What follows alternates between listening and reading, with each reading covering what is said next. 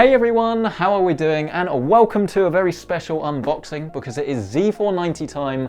That's right, Intel has now unveiled the latest generation of their desktop processors, which are going to be the best for gaming, so they say. We will be touching on performance in a later video. We'll be doing loads of builds, putting together some really cool stuff for you. But in the meantime, I thought it'd be cool to actually give you a little showcase on some of the latest motherboards that are coming out, have a closer look at what they literally look like, some of the different features, and basically give you some information on what to expect when buying a Z490 board. So here are all of the motherboards then, and I think you'll immediately notice something about them, which is that they all look incredibly similar. Even the higher end boards all the way through to the lower end ones, they adopt a very safe color scheme. It's very much suited for RGB builds these days, where you can just have whatever you like really in terms of colors, and it will work, because if you had like an ASUS red motherboard, let's say, and then you wanted a NVIDIA green build or something, it's not really going to work very well. And this is obviously why they've moved away from that sort of color recognition. We start a little bit lower down the stack. We've got the Carbon from MSI, and then we've got the Racing Z490 from Biostar, and both of these look quite similar actually. I don't have pricing on me because it's still under embargo. I would guess that the Biostar is going to be a little bit less expensive, but both of them still look very good, I think, for not necessarily entry level, but cheaper. Is probably not the word their PR department would want me to say, but whatever. The cheaper boards, they still look very good. I mean, they don't have as many features. Let's have a look at the Carbon, for instance. But you still get that design, which is going to draw people in. And I think when you're looking at buying a motherboard, looks is just as important as everything else, really, because especially if you haven't built a PC before, or you haven't built many, then you're not really going to know what to look for. So you're just going to go for one that looks pretty good. You've got Type-C on the back of the Carbon, which is great. The Racing is pretty similar. You've not got the tough armor on the RAM slots like you'll see on some of the high-end boards, but you do have them on the PCIe slots. We've got two M.2 slots with heat sinks, so if you're wanting to use M.2, you're going to be covered on this board. And something I've noticed, because I've actually been not cutting my hand, but hurting my hand a little bit, is that all of these boards in the lineup now actually have an I/O shield that's actually attached to the back of the board.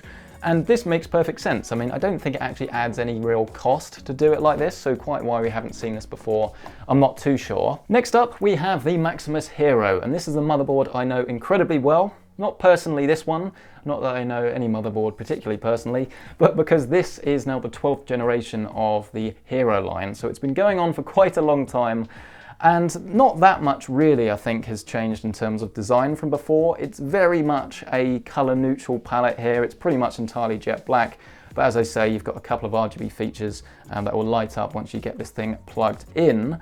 If you're going for a more high-end board, a lot of the things that I use anyway from a high-end board are things like the additional RGB headers that you got on the top and the bottom. So there's 4 total, 2 addressable, and then 2 old school RGB. I always use the additional fan headers that you get on a board like this, and then I hook everything up, try and get the most silent PC. You can actually see that video in the top right-hand corner with a very questionable thumbnail actually, that I did a while ago that explains how to basically get your PC running silent, and this was one of the boards that I used to do it. Moving down, you can see that we have a lot of USB, so we've got USB 2.0 here, we've got USB Type-C connections if you want to plug in a case that has Type-C. But actually the feature that I think is available across all of these motherboards that I don't know why I haven't mentioned yet is the fact that they all now come with Wi-Fi 6, which is pretty much going to make this technology be adopted by the masses. It's going to give you things like faster speeds mainly, but in some cases better range. But the main thing really to bear in mind with Wi-Fi 6 is that if you don't have devices that can run faster, or you don't have a lot of devices on your network, or finally you don't have internet that's particularly fast, I'm not sure how much of a benefit this is actually going to give you, but it's great to see that Wi-Fi 6 now comes standard across all of these boards. I'd also like to point out that we do actually have a single gigabit Ethernet port on the Hero, as well as 5 gig Ethernet. So if you're someone that does have a lot of networking stuff, then obviously this is the sort of thing you should be looking at. And the reason I bring it up is because we also have an MSI high-end board. This one is the Ace, and I really love the design of this. It's probably my favorite of the bunch, but there's not that many black and gold components to put on top of it, which is a shame. You do have the PCIe Gen 4 Gigabyte Aorus PCIe SSDs, but this doesn't actually have PCIe Gen 4 with this current generation of Intel CPUs. That's looking like it's going to be a future thing, so that's a little bit of a strange thing, but anyway, there you go. The main thing that you'll see really with the Ace is that you have the protection on the RAM slots and the PCIe. We have 3 different M.2 slots, all with heat sinks on. So it's a very expandable board, you can put a lot on it. Again, we have loads of different fan headers, USB, all of that good stuff. We can put additional power into the CPU socket if we need to with 2 8-pin CPU. But then when we look at the I/O, it is a slight step down in terms of the fact that it's 2.5 gig Ethernet rather than 5 on the Hero, but it's not really something I think that's going to bother most people. But this is the point I guess I'm trying to make with all of these boards. It's about getting the features that are going to make sense to you. There's no point just spending all your money on the highest end board that you possibly can, expecting to get better performance, because it's not actually, generally speaking, going to give you like more FPS or anything like that. You should be buying something because you need something, right? It makes sense to get a solid board, one that you can trust, but look at the features, look at things like the number of ports, fan headers, decide what you need, and then go from there. Which brings us to the most high-end board in the stack, and no, that's not all you get. You do actually get an additional M.2 card that will slot into this. It's got its own little fan in it, so if you want all of the storage, this is going to be the motherboard for you.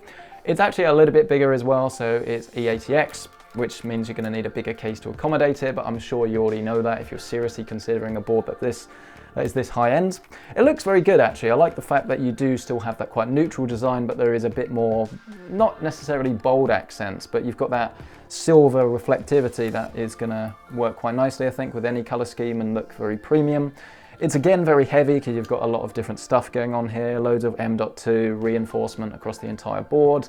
We've got, again, additional power slots if you do want to overclock your CPU as far as it can possibly go, and this is pretty much what this sort of motherboard is targeted at really. But you've got all of the fan headers, it's going to be great for custom loops, you've got all of the different ports. I'm not listing them because it would take me so long, and it has everything that you would want really, including for me Thunderbolt and 10 gig networking, which is fantastic.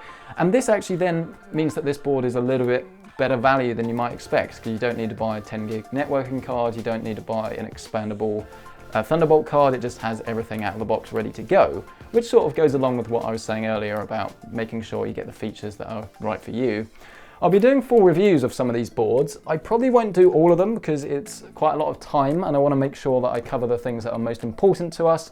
So please let me know down in the comment section below which ones are your favorites, which ones would you be interested in seeing a review or picking up. Are you excited for this Intel launch? I'm really quite excited to actually hear from you, because at the moment I'm hearing Ryzen from you guys. Do you think that this generation is going to change the game? Are you excited for the performance reviews that are coming very soon? Let me know down in that comment section below. Please hit the like button if you've enjoyed this video. It helps out so much you wouldn't believe. I will try and leave some Amazon affiliate links to all of these down below, but I have a feeling that they won't go live for a little while just because these are obviously unreleased. But thank you for watching. Thank you to everyone that has sent boards out for this roundup. I'll see you in the next one.